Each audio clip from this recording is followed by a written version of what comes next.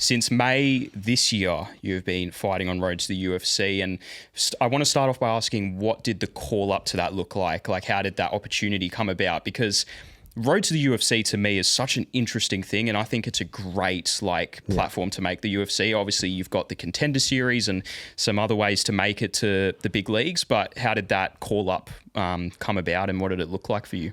We actually heard it was prior to when I was defending my title with Taser. We heard prior to that, so it would have been the end of the year, that they were starting to look at guys for the road to UFC. Yep.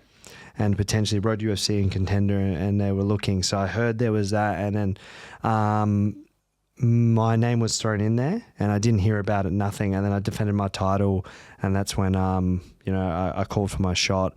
Whatever it was, Contender, road to UFC, anything I can get, be on the UFC. And I remember right after my defending my title February this year, it was just kind of waiting to see what was going to happen. I was like, okay, I got told that potentially could be something maybe happening, maybe not. So we just waited out. So I was like, okay, we'll just see what happens. Maybe I might have to defend my belt, Eternal again. Maybe I have to look for a fight, maybe international. And then I remember my manager, he called me up, and then he was like, he goes, oh, okay, yeah, I've got some really cool news, man. And he goes, we could, fight here, we can fight there. Oh, yeah, and also, the Road to UFC want you to fight on that as well. And I was like, what? Just threw it in there. Yeah, he just threw it in there. It was funny. I was like, wait, what? And then he's like, yeah, he goes, they want you to fight on. Yeah, man, like...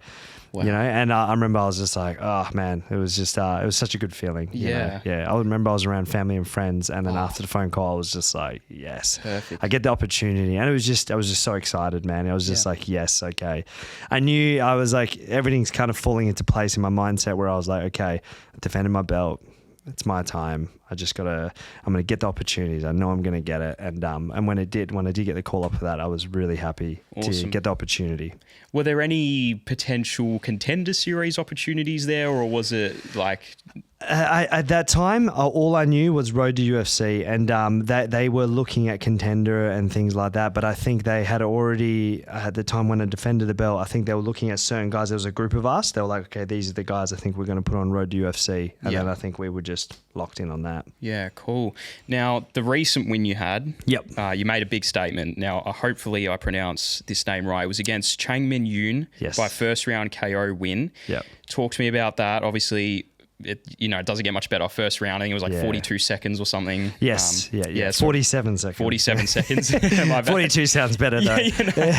But so what was the feeling like after that? It was good, man. It was awesome, especially the move over to Perth at that time. So during this last fight, the camp, and I moved over to Perth, and that's when, moving and preparing for a fight at the same time, changing, going to gym with Luistro Combat Academy and things like that. It was all like, there was a lot going on in that camp where it was a lot of movement, and that's when I started coming down training with Ramel and his boys, and then preparing for that. So all those things happening, and then to go out there and get a performance like that, it just topped it off again. It was just like, it was just so much more relief again when you come out with the performance like that. You're like, yeah, hell yeah. Of course. What was it like actually training with the Luistro boys? Of course, you've got Quillen and Cody in the UFC. Were you doing a lot of sparring with Cody, I imagine? Yeah. Cody, Quill, all of them, Ramel and those guys, they're awesome. They,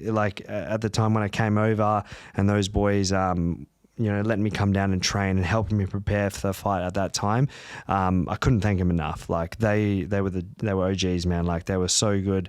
It was awesome, getting to train with Quill, Cody, and those boys, especially at that gym, high level, crazy. As you can see, Quill, his last fight, Cody, unfortunately, we didn't get to see that, but training with those boys, such high level guys, UFC caliber, and I was in the right place, and it was awesome, man. I had such a good experience again, training with with them, and then the build up to it was awesome, and I couldn't thank them enough. It was awesome, and everyone's really cool at the gym. Awesome. Now you of course made it to the final round for Road to the UFC. Usually this takes place on a UFC fight night card. Have there's been any communication with what's going on with that, and any confirmed dates that you're aware of? So all I'll say with that one is I'm fighting real soon, and it's going to be on a UFC card. Awesome. That's man, all so I'm excited. say. So excited, man. Yeah. Man, I just you look at it now in Perth, the current UFC fighters that we have is Quill, Cody, Steve Ersic, and Jack Della. Of course, I think those are the four.